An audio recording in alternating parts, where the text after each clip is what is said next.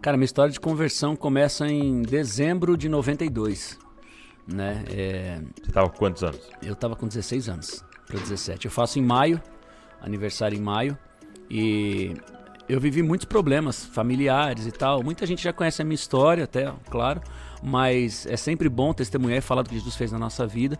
Assim, meu pai, eu cresci vendo meu pai viver uma vida do alcoolismo, do tabagismo, né? Meu pai era um excelente cabeleireiro e tal. A história toda começa em São Paulo, eu nasci em São Paulo, capital. Aos 7 anos eu mudo pro interior, que meu pai queria deixar São Paulo. Meu pai trabalhava em Pinheiros, num salão muito Então, legal, seu pai era chique. cabeleireiro? Cabeleireiro daquela galera. Ele cortava... Eu chamo Pedro, na verdade, por causa do neto do Lima Duarte. Meu pai que cortava o cabelo do Lima Duarte, quando tinha cabelo, na época, a gente tá falando de 47 anos atrás.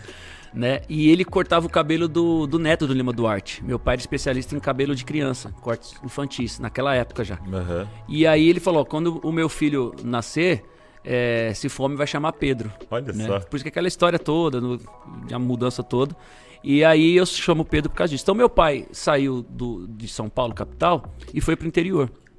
E meu pai tinha aquela famosa história que muita gente faz hoje, e depois chega no fundo do poço, não entende como chegou lá. Mas se você fizer retroceder o tempo e a memória e começar a vasculhar, você vai entender o que está acontecendo. Meu pai era aquela famosa de beber por...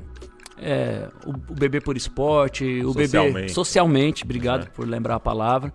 Né? Então saía do final de trabalho, aí tomava aquele famoso uísque, não sei o que, a cervejinha, mas era tudo de boa. Hour. Aquela famosa, isso 50 anos atrás, era uma coisa, né? E aí isso foi se agravando quando a gente mudou pro interior, numa cidade menor e tal. Tô falando de Batatais, uma cidade do lado de Ribeirão Preto, onde eu cresci, a minha infância, adolescência foi ali.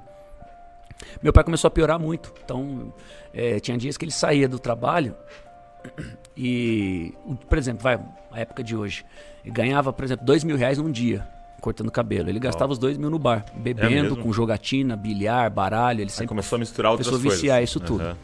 E aí a gente começou a crescer com esse problema. Então, assim, eu com 10 anos de idade, eu comecei a ver meu pai...